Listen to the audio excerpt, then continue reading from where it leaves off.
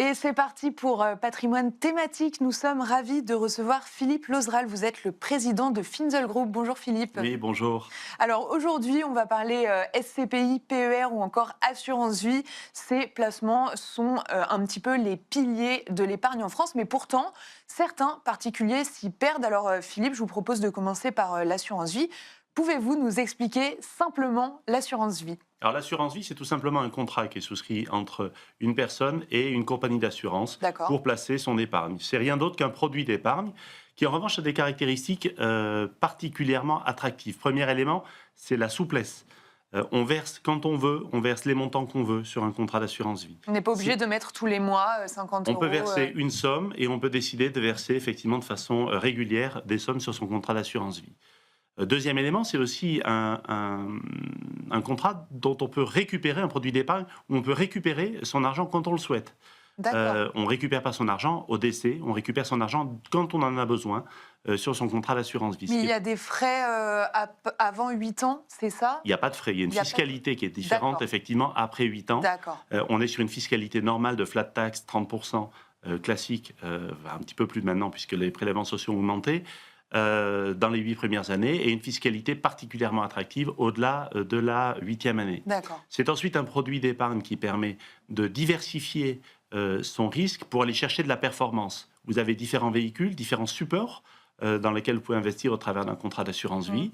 Vous avez ce qu'on appelle le fonds en euros qui est garanti, qui permet d'avoir un rendement qui est certes limité, mais qui est garanti année après année. Oui, ça c'est la partie un peu sécurisée. Exactement. Et ensuite, vous avez des moteurs qui permettent d'aller chercher plus de rendement, des unités de compte, où on va aller chercher du rendement sur des actions, sur des obligations. Et en fait, ça va dépendre de chaque profil d'investisseur pour définir cette quote-part de véhicules, de supports risqués, les unités de compte, et des supports sécurisés que sont le fonds en euros. Et ça va être déterminé investisseur par investisseur, en fonction de son profil de risque, mais aussi en fonction de son horizon de placement, de la durée d'investissement qu'il prévoit avec son contrat d'assurance vie. C'est extrêmement important, la durée d'un placement, et ça c'est vrai quel que soit le placement, est l'élément déterminant pour définir la performance d'un placement. Plus on investit sur une durée longue, plus on peut prendre de risques. Le risque est forcément lissé au début, avec puisque le temps. le risque va être lissé avec le temps. Oui, on rappelle que le questionnaire pour déterminer les profils de risque des investisseurs est désormais obligatoire depuis quelques années. Oui, tout à fait. On a toujours eu cette approche de risque d'un investisseur, mais effectivement, maintenant, il y a un formalisme à respecter qui est un petit peu plus précis. Et dernier élément, sur le dernier atout de l'assurance vie, au-delà de sa fiscalité, au-delà de son moteur de performance, au-delà de sa souplesse, c'est la possibilité de transmettre son argent et de bénéficier d'une fiscalité particulièrement attractive dans le cadre de la transmission de son contrat d'assurance vie, puisqu'on va pouvoir déterminer, lorsqu'on souscrit un contrat d'assurance vie, à qui on va pouvoir donner les sommes, à qui vont revenir les sommes lors du décès, et bien, chaque héritier bénéficiant d'un abattement de 152 500 euros. Bref, c'est un petit peu technique, mais qui permet de ne pas payer de fiscalité sur ces sommes qui ont été versées dans un contrat d'assurance vie, pour autant qu'elles aient été versées avant 70 ans. Quelques petites contraintes qui, effectivement, nécessitent de faire appel à un professionnel pour investir dans de bonnes conditions, mais ce qu'il faut retenir, c'est le placement préféré des Français, c'est pas par hasard, c'est près de la moitié de l'épargne financière des Français qui est placée sur des contrats d'assurance vie. C'est un petit peu une particularité du marché français, attractif parce que c'est un véhicule qui bénéficie d'un cadre fiscal qui est attractif et parce que c'est un véhicule qui permet d'obtenir de la performance sur son placement. Je vous propose de passer au PER, donc le plan épargne retraite. On le présente souvent comme un produit complexe ou contraignant. Est-ce vraiment le cas selon vous ? C'est pas complexe, dans le sens où ça ressemble un petit peu à de l'assurance vie, sur les différents moteurs que l'on va avoir, sur la souplesse que l'on a dans le versement. En revanche, on n'a pas la souplesse dans le retrait, à la différence de l'assurance vie. Pour le retrait, on peut retirer soit en rente, soit en capital, c'est bien ça ? Soit en rente, soit en capital, dès lors qu'on est à la retraite. Et il y a quelques cas exceptionnels qui permettent de récupérer, de débloquer avant l'achat d'une résidence principale, des accidents de la vie qui pourraient permettre ça. Pour autant, il faut considérer, lorsqu'on souscrit un plan d'épargne retraite, qu'on investit dans une durée longue pour se préparer un patrimoine et un capital à la retraite.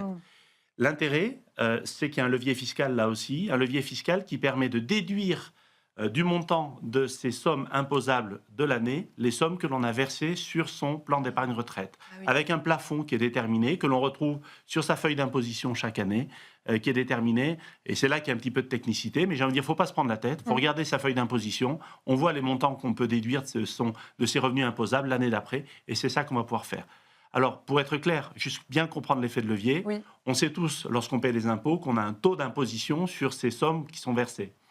11%, enfin 0, 11%, 30, 41, 45, selon sa tranche marginale d'imposition. Dès lors que vous allez pouvoir déduire des sommes de vos revenus imposables, ça va réduire vos impôts. Alors ces impôts-là, vous ne les payez pas aujourd'hui. Pour autant, quand vous allez sortir l'argent et récupérer l'argent, il faudra payer les impôts. Donc c'est juste que pendant tout le temps de détention de ce plan d'épargne retraite, d'une certaine façon, cet argent des impôts, vous allez le faire fructifier. Il va être placé et générer des intérêts et générer des revenus futurs. Et donc, vous allez faire fructifier l'argent des impôts que vous n'avez pas payé. Mais à un moment ou à un autre, c'est clair qu'il faudra payer l'argent de ces impôts. Donc il faut anticiper quand même. Il faut anticiper. Seul cas où on ne paie pas ces impôts, si on ne retire pas l'argent de son plan d'épargne retraite et que ses enfants en héritent ou ses héritiers en héritent. Et auquel cas là, il n'y a pas de frottement fiscal. Là, pour le coup, c'est une réelle stratégie ou une réelle opportunité. Pour la succession aussi. Pour la succession aussi. D'accord. Donc là aussi, c'est une petite astuce qui permet d'optimiser son placement en plan d'épargne retraite. Et dernier pilier dont on voulait parler, les SCPI, on parle souvent de pierre-papier. De quoi s'agit-il? Pour qui? Pourquoi? Il s'agit d'investir dans un fonds immobilier qui va acheter des immeubles. Ces immeubles vont être mis en location et l'investisseur va percevoir des dividendes versés par ce fonds immobilier. Ces dividendes étant constitués par les loyers que perçoit le fonds immobilier, puisque les immeubles qui sont acquis sont mis en location. D'accord.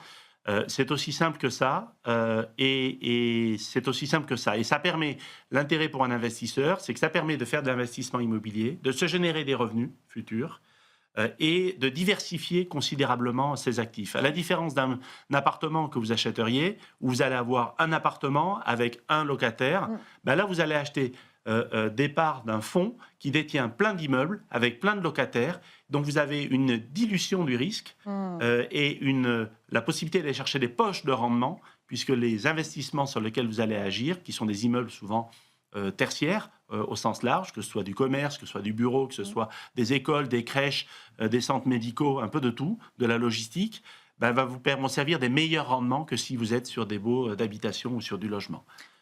Et d'investir en plus sur un marché français ou un marché international, puisqu'il y a de plus en plus de véhicules qui interviennent sur le marché européen au global. Pour conclure, comment on fait pour choisir? Alors déjà, est-ce qu'il faut choisir forcément entre assurance vie, PER, SCPI? Est-ce qu'on peut faire les trois rapidement? Comment on fait pour choisir ce qui est adapté pour nous? Alors, le premier des éléments, c'est de se poser la question de savoir pourquoi est-ce qu'on investit. Pourquoi et pour combien de temps? Quel est l'objectif? Est-ce que l'objectif, c'est de vous constituer un patrimoine? Est-ce que l'objectif, c'est de vous constituer des revenus? Ça va pas être le même véhicule sur lequel vous allez aller. Troisième élément, c'est la durée. Pour investir, par exemple, dans les parts de SCPI, il faut un horizon de placement long. Troisième élément, c'est est-ce que vous risquez d'avoir besoin de cet argent-là? La liquidité potentielle. Si vous risquez d'avoir besoin de cet argent-là, il ne faut clairement pas investir dans de la SCPI, il faut investir dans un contrat d'assurance vie et même pas dans un PER. Donc il y a un certain nombre de questions comme ça qu'il faut se poser en amont. Ensuite, est-ce que vous êtes dans une logique de j'ai un capital que je souhaite placer ou est-ce que je souhaite verser régulièrement des sommes sur mon placement? Toutes ces questions-là, il faut se les poser. Alors, et elles sont propres à chacun. Elles sont propres à chacun. Alors, comment on se les pose? Soit on est particulièrement érudit, éduqué, et on est capable de se le faire soi-même. Soit on se fait accompagner. J'allais évidemment l'aborder et conclure là-dessus. C'est un métier, placer son argent, placer son épargne, savoir de quoi on a besoin, c'est un métier. Il faut se méfier de ce qu'on entend parfois sur les réseaux sociaux, sur les bons faux conseils qui sont portés parfois sur les réseaux sociaux. Comme on dit, les conseillers, en l'occurrence, ne sont pas les payeurs sur ce genre de choses.